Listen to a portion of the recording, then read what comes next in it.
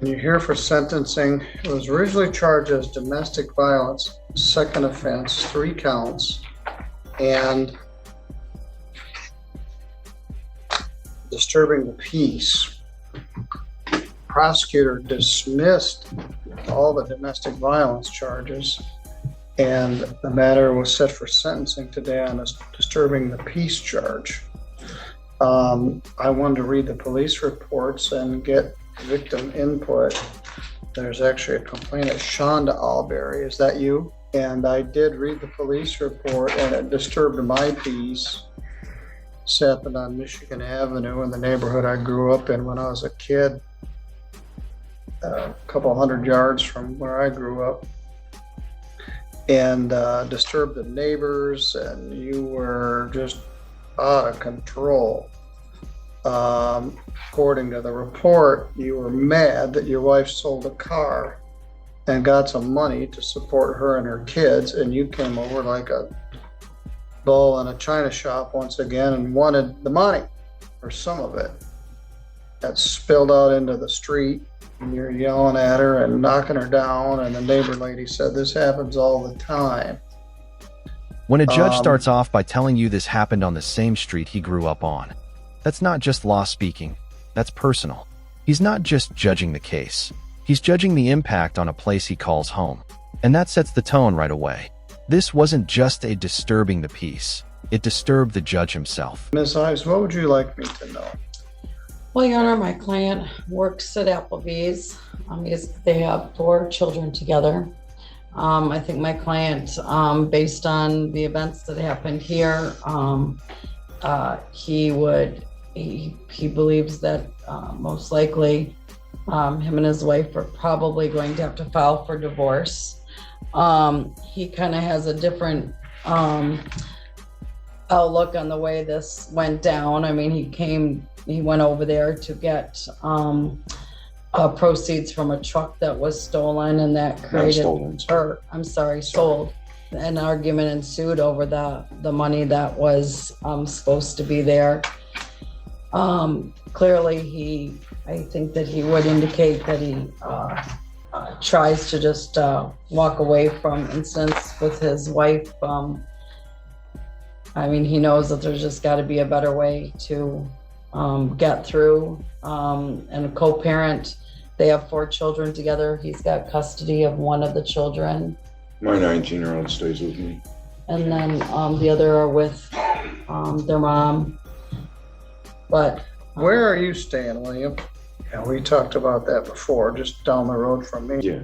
Are you still at Applebee's? Yes. All right, go ahead, Rhonda. I just worked 7 days this past week. All right.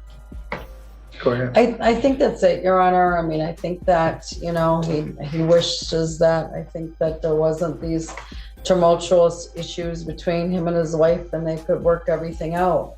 It just seems that they definitely have differences of opinion, and it leads to arguments, and it just may be time for both of them to move on. This is where it gets layered. The defense paints a picture of a man working at Applebee's, trying to co-parent, but emotionally unraveling. But it's also a preview of something deeper: unresolved conflict, broken trust, and financial resentment bubbling over. You can hear how even the defense can't clean this up fully. It's too messy. Mr. Alberry, what would you like me to know? It all sucks. 19 years of marriage is a lot to throw away. But I feel that if I don't move on, she'll be my prison sentence, because she'll push me until the point one of us is gone. Well, and I tell don't me feel about that's right this. for my kids. Tell me about the sale. Stop. Tell me about the sale of this truck. My truck, we redid the engine in it. A few months later, my transmission went out. Got pushed back up into the driveway.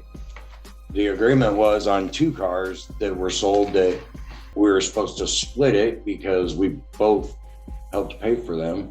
Now, the first one, she didn't give me nothing off of. You were not She living told there? me when I came over to pick up, when I come over, that she would give me part of the money for the pickup truck, because she didn't give me part of the money for the first car we got rid of. That she got rid of, why she threw me out. Okay, so you weren't living there at that time? No, I was staying with her on and off because I don't know, she wants to string me along all she can. All right, and there was no child support order in place. No. Were you giving her money to help the kids? Yeah, I was giving her my Applebee's check free and clear every 2 weeks until she threw me in jail. So how much did this truck sell for? I told her I wanted to sell it for no less than 800. As far as what she actually sold it for, I couldn't tell you, sir.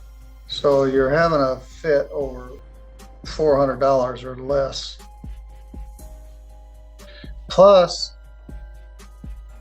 I'm not sure why I don't make the decisions about what the charges are, what they're reduced to. But this happened in front of witnesses. The neighbor lady saw it all. Police saw you were a huge horse's ass when the cops got there. Probably because I had just been punched. Now here's where your heart breaks a little. Not for sympathy, but for tragedy. 19 years of marriage, gone. A man trying to collect a few $100 and spiraling into chaos. Whether or not you believe his version, the desperation, the dysfunction, and the emotional volatility are clear. He's talking about love like it's a prison. That's not co-parenting. That's collapse. Are you Shonda Alberry? I am. And what would you like me to know? The incident that had occurred that day, the truck had broke down across the road, but we were having previous issues with it the week before, where it was only going 20 miles an hour and he was frustrated with it. Well, the transmission finally went out on it. It was abandoned across the road with transmission fluid all over the ground. So right on Michigan Avenue there? Yeah, right across, like diagonal from our house.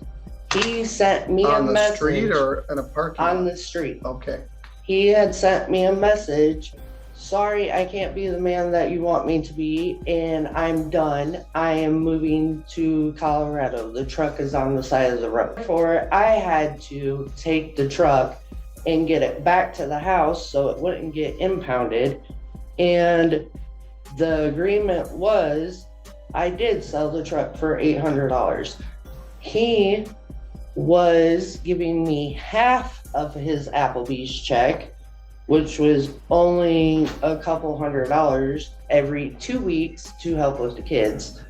And a friend, a female friend, had a 3-year-old and she was kicked out of her house. She asked to crash on my couch for 2 weeks. We can't let her sleep in the car with her 3-year-old. He stopped helping with the kids. I've had the kids in my possession, in my care for 9 months now with no help from him, because he proceeded to say that if he wasn't allowed to stay in his house, no one else was. Yeah, this happened in September. So Yes. you're saying you've got no child support since September? I did for a couple of weeks afterwards, yes.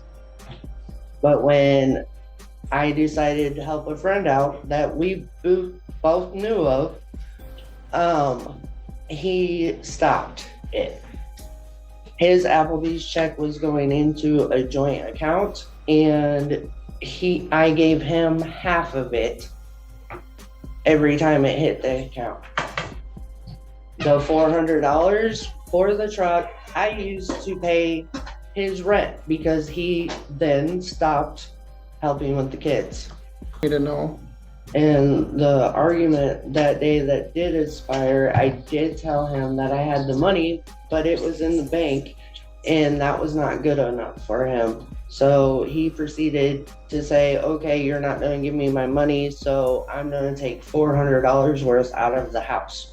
So he went in the garage and took all the tools out of the house that we both bought, and proceeded to go into the house and broke the microwave, which his children used to eat. And the neighbors are fed up with it. I'm fed up with it. The kids are fed up with it. Like, we can't. The wife's statement hits different. She's caring for the kids, trying to scrape by, even letting a struggling mother and child stay over, and she gets punished for it. He stops helping the moment she lets someone else in the house. Then he storms in, breaks the microwave, the kid's microwave. That's not just petty. That's spite disguised as parenting. And the neighbors? They're fed up too. Well, again, that's a divorce case, and I'm here on a disturbing the peace. Correct. I'm going to order 4 days jail credit, 4 days. He spent 4 days in jail.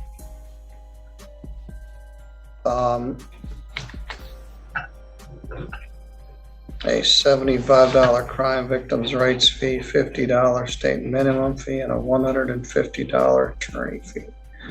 That's $350, and that's all money away from your family. The bond that he had to post to get out of jail was money away from your family. But I'm going to give you some time to pay this. I'm going to make it due by June 30th. Somebody needs to file for divorce and memorialize things, or maybe you'll live together happily ever after. I don't know. But you're right, the neighbors are sick of it. The cops are sick of it. You were very rude to the police. 30th. Now, there's not a no contact order. He's no longer on bond. If you wish to have no contact, you're going to have a personal protection order, and you can request on here. But you guys have children in common. You need to be able to talk to each other. This isn't good for your kids. And breaking their microwave might have made you feel better in the temporary, but you don't have any money, and now your kids can't microwave food. Somebody ought to microwave you. Anyway, it's a disturbing the peace. More than that, but that's what I've got. So you're free to go, Miss Alberry. Mr. Alberry, you wait here with me for a minute. You're free to go. I'm not sure we're done with this. There's a lot of hard feeling and ill will here. And you're not divorced, and you gotta get through this. The judge brings it home. This wasn't just a legal mess. It was a moral failure. You were a huge horse's ass, he says. Brutally honest. And he's right. Over $400, this man torched his reputation, scared his family, and burned a bridge in front of everyone. And for what? Pride? Control? The judge nails it. Grow up. Be a better man for your kids. That $350 fine? It's a small price for the damage done.